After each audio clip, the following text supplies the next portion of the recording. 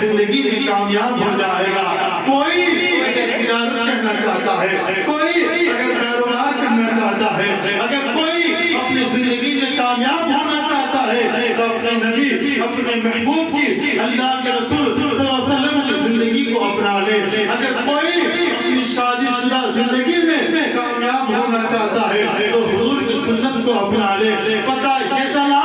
کہ آپ کے بچپنے سے لے کر آپ کے آخری سانس تک اگر آپ ہر چیز میں کامیابی چاہتے ہیں، دولت میں کامیابی چاہتے ہیں، شہرت چاہتے ہیں، عزت چاہتے ہیں، اگر کاروبار میں کامیابی چاہتے ہیں، اگر اپنی بچی کی نکاح میں کامیابی چاہتے ہیں، اگر اپنے بیٹے کی نکاح میں کامیابی چاہتے ہیں، تو اپنے اللہ کے محبوب کی، حضور کی سنت پہ عمل کرو، اللہ کے محبوب کی، حضور کی سیرت کو پڑھو، اللہ کے محبوب صلی اللہ علیہ وسلم کی کردار کو اپناؤ۔ جس نے اللہ کے محبوب کی سیرت کو اپنایا، جس نے اللہ کے محبوب کی سنت میں عمل کیا، وہ ہر ایک دور میں کامیاب ہے۔ وہ چاہے یہ دور ہو، وہ چاہے صحابہ کا دور ہو، وہ چاہے نبیوں کا دور ہو۔ پتہ یہ چلا کہ اللہ کے محبوب صلی اللہ علیہ وسلم کی پیروی انسان جس کام کے لیے کرے گا، حضور کی سنت میں عمل کرے گا، اللہ اسے کامیابی عطا فرماتا ہے۔ بے شک بے اللہ شک اسے کامیابی عطا فرماتا ہے۔ اور سنیں،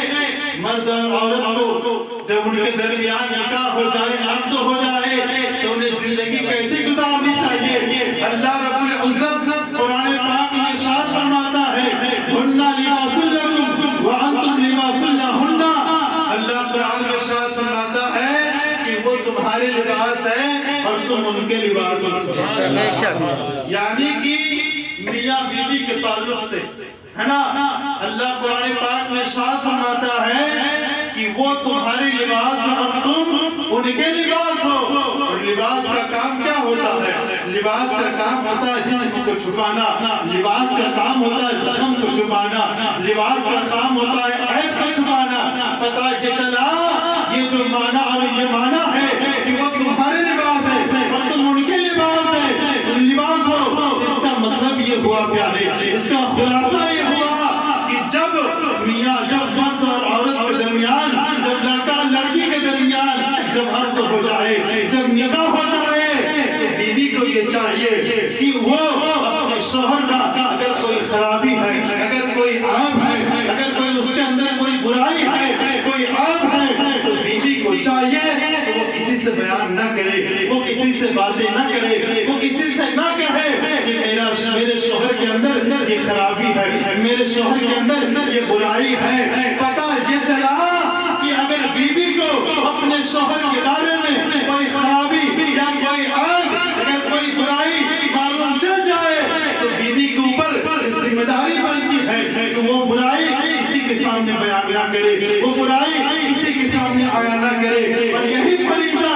شوہر کا بھی بنتا ہے، اگر اس کی بیوی کے اندر کوئی خرابی ہو، کوئی عیب ہو، کوئی اگر دقت ہو اور اس کو شوہر کو معلوم چل جائے تو یہ شوہر کو بھی چاہیے کہ اپنی بیوی کی برائی، اپنی بیوی کی کمیاں، اپنی بیوی کی نقص جو ہے وہ اپنے دوستوں کے ساتھ شیئر نہ کرے، وہ اپنے پریوار کے ساتھ شیئر نہ کرے۔ پتہ یہ چلا جب میاں اور بیوی ایک دوسرے کے جو ہے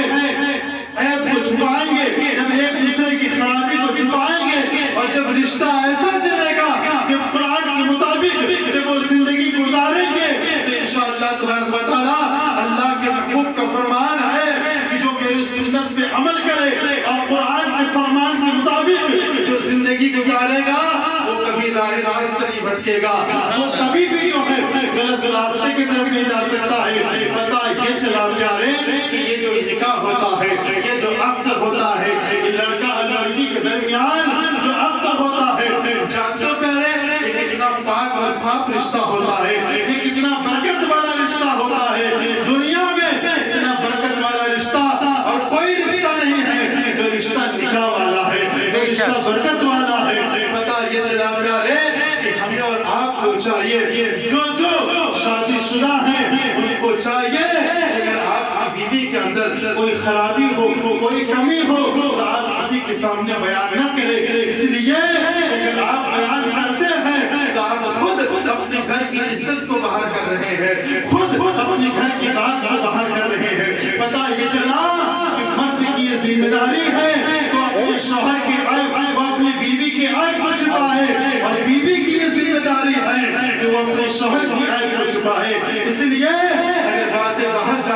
ہے تو باتیں اور بگڑنے لگتا ہے، معاملہ اور بگڑنے لگتا ہے۔ پتہ یہ چلا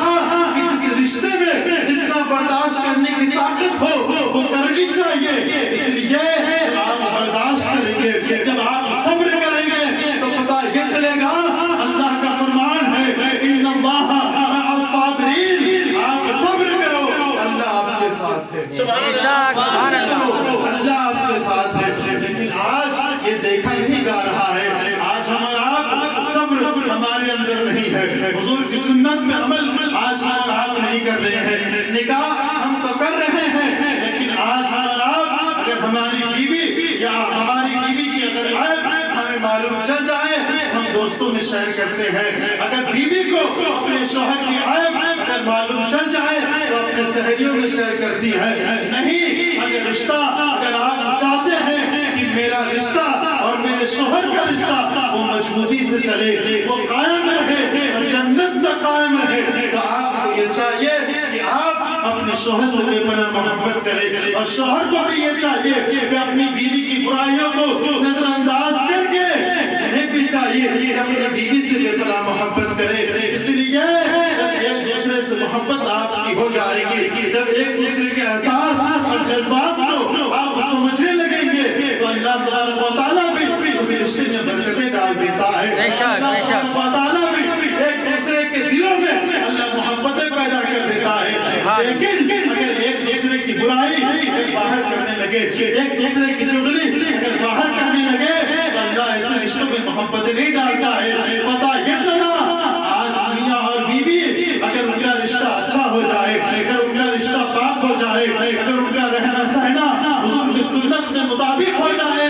تو ان کے درمیان جو بچہ پیدا ہوگا وہ بھی دین کا محبت کرنے والا ہوگا، وہ بھی شریعت کا محبت کرنے والا ہوگا، وہ بھی نبی سے محبت کرنے والا ہوگا۔ پتہ چلا جب میاں اور بیوی کا رشتہ پاک ہوتا ہے، پتہ یہ چلا جب میاں اور بیوی کی زندگی میں جب حضور کی سنت بس جائے تو اس سے جو اولاد پیدا ہوتی ہے اللہ تبارک و تعالیٰ اس اولاد کو حضور کا دیوانہ بنا دیتا ہے، اس اولاد کو ان کے دلوں میں اللہ محبتیں ڈال دیتا ہے۔ پتہ